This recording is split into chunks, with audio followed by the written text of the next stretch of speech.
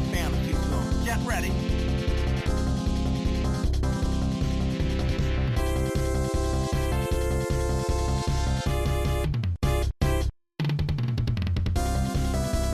Franchise majeure de Konami, Castlevania a apporté son lot de monstres et de vampires principalement sur les consoles Nintendo à partir du milieu des années 80 jusqu'à devenir un genre à part entière.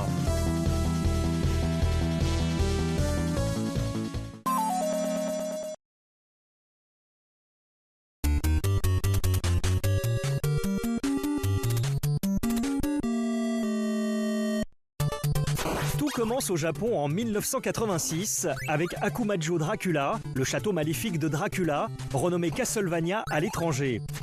Konami s'inspire de plusieurs classiques du cinéma d'épouvante pour le bestiaire, qui comprend des zombies, loups-garous, momies, la créature de Frankenstein et bien sûr des vampires.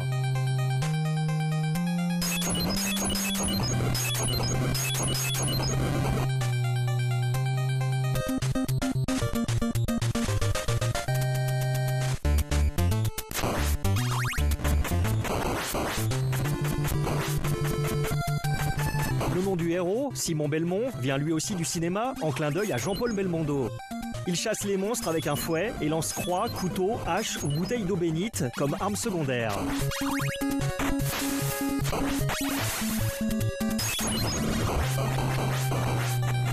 Ce premier jeu de la franchise est tellement réussi qu'il sera revisité à maintes reprises par la suite, soit dans des remakes ou des portages, soit en reprenant certains niveaux comme référence.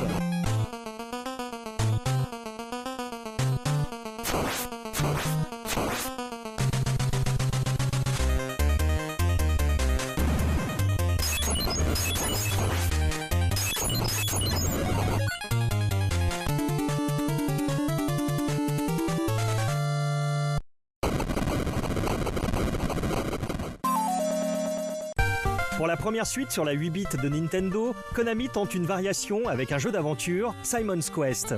La version présentée ici est celle du Famicom Disk System, avec une qualité sonore supérieure par rapport à la version cartouche. Cette fois-ci, Simon Belmont doit visiter des villes, parler aux habitants, explorer des châteaux et des souterrains, à la recherche d'objets et d'indices, parfois assez curieux ou peu évidents, à cause d'une traduction approximative en anglais. Les lieux extérieurs sont envahis de monstres, et le jeu intégrant la notion de temps, les créatures rencontrées sont plus dangereuses la nuit que le jour.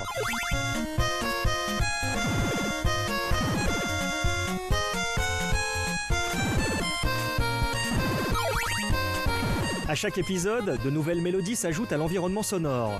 Ces musiques seront souvent reprises dans les jeux suivants, réarrangées, réorchestrées, pour donner à la série un sound design immédiatement reconnaissable et très au-dessus de la moyenne.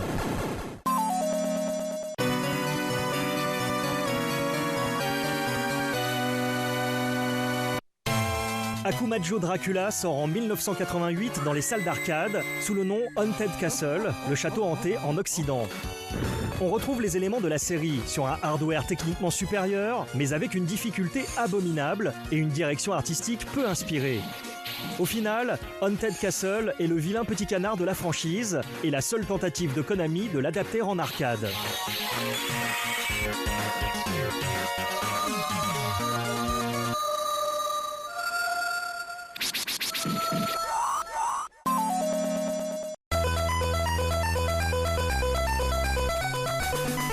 Castlevania The Adventure est une préquelle se déroulant 100 ans avant que Simon Belmont n'affronte le comte Dracula pour la première fois. Le héros, Christopher Belmont, n'a pas d'arme secondaire, mais peut améliorer son fouet pour lancer des boules de feu.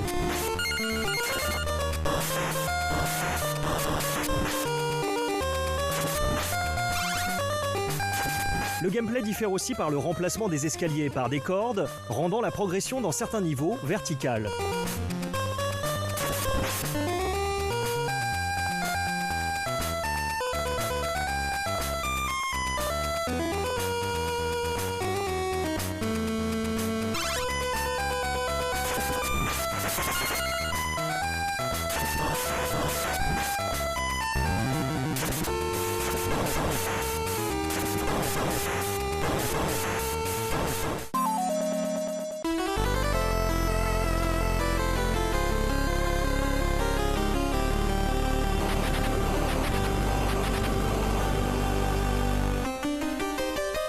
Retour sur le Famicom Disk System pour cette version de Castlevania 3, la malédiction de Dracula.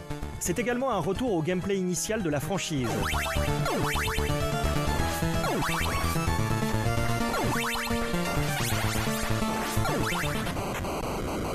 La nouveauté de cet épisode est la rencontre et la coopération avec des personnages secondaires, chacun ayant une compétence particulière.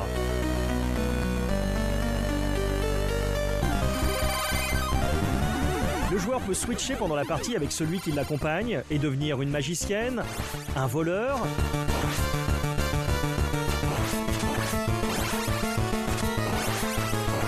ou Alucard, le fils de Dracula en personne, avec ses pouvoirs de vampire. Alucard deviendra par la suite le héros de Symphony of the Night sur PlayStation et Saturn.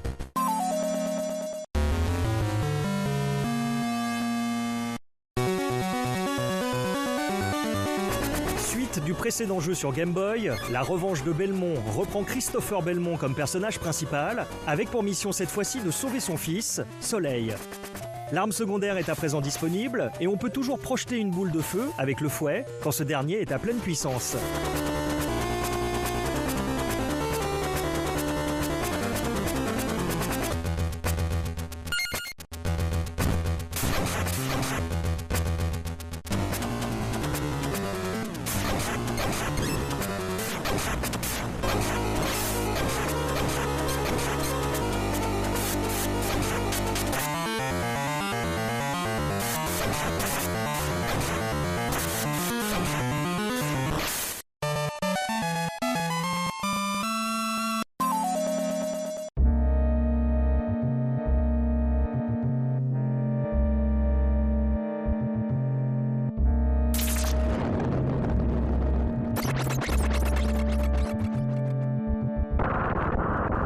Pour les débuts de la franchise sur Super Nintendo, Konami fait une relecture de l'épisode fondateur. Simon Belmont repart à l'assaut du château de Dracula et peut utiliser son fouet dans 8 directions. Les capacités de la console alors tout juste sortie donnent de nouvelles possibilités de gameplay.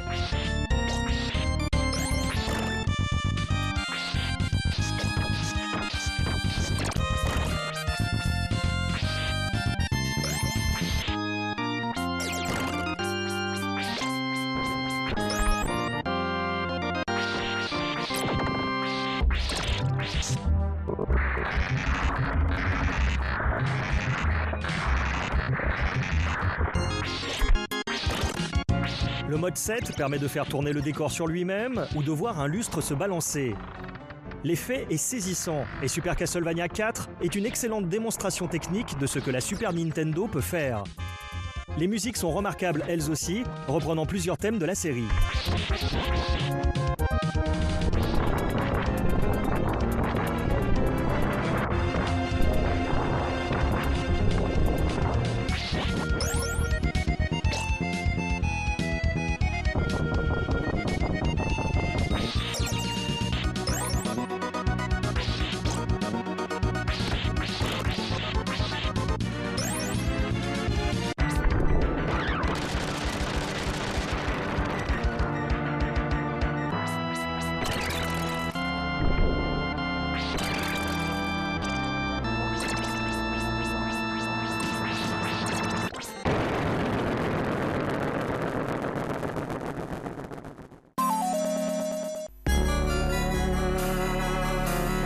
Castlevania The New Generation est le premier de la série sur une console Sega. Au Japon, le jeu s'appelle Vampire Killer et Castlevania Bloodlines aux États-Unis.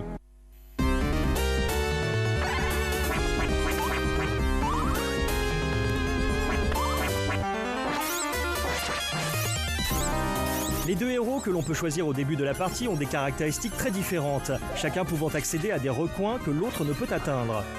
John Morris est un Américain maniant le fouet, à la manière des Belmont, et Eric Lecard, issu de la noblesse espagnole, se sert d'une lance forgée par Alucard, le fils de Dracula.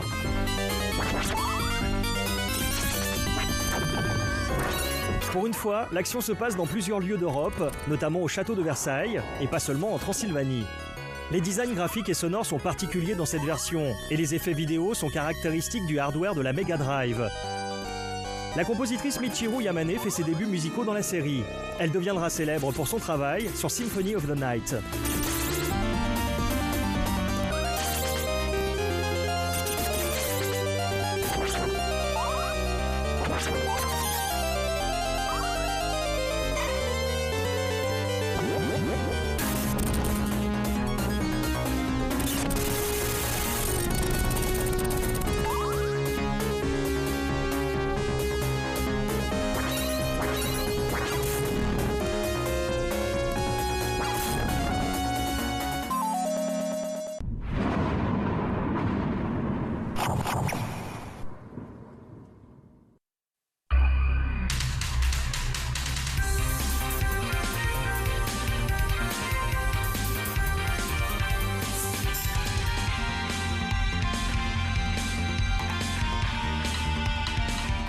Apothéose de la série sur console 16 bits, Akumajo Dracula X, Rondo of Blood, sort exclusivement au Japon sur le Super CD-ROM 2 de la PC Engine.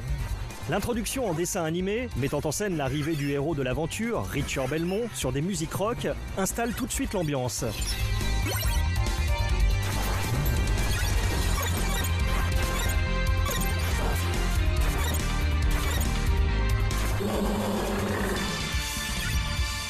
Dracula, par désir de vengeance, a enlevé la petite amie du héros, ainsi que sa jeune sœur Maria, pour l'attirer à lui. Maria, une fois libérée, devient jouable. L'histoire et la direction artistique serviront de base à Symphony of the Night, si bien que le dernier niveau de Rondo of Blood y est repris en introduction.